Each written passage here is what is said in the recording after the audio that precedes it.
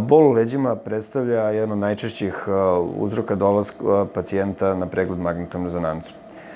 Bilo da je bol u vratnom ili u lumbalnom delu kičme, odnosno slabinskom delu kičme, jedan od najčešćih uzroka bola jeste diskus hernije, odnosno protruzija intervertebralnog diska. Diskus, kada je u protruziji, on pritiska odgovarajući nervni koren koji prolazi pored njega i zato taj bol nastaje.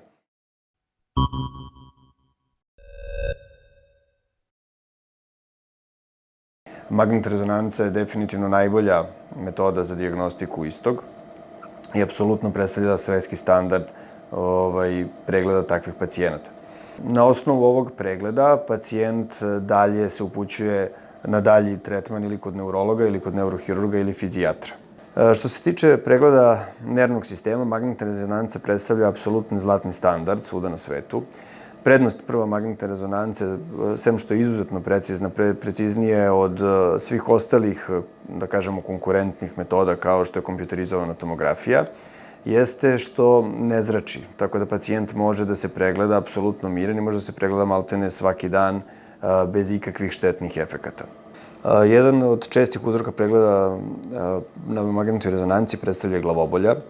Kada neurolog ili neurohirurg otklanja određene uzroke glavobolje, šalje pacijenta na pregled magnetnom rezonancom koji može određene uzroke isključiti ili pak neke druge potvrditi.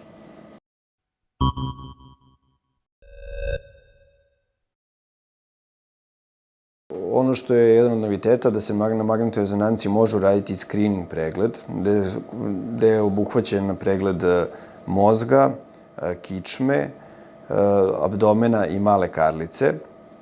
A naravno, taj pregled ima samo određene sekvence koje se rade i da se isključuju neke stvari. Ako bi se videlo nešto suspektno, mora se dopuniti odgovarajućim pregledom tog dela tela.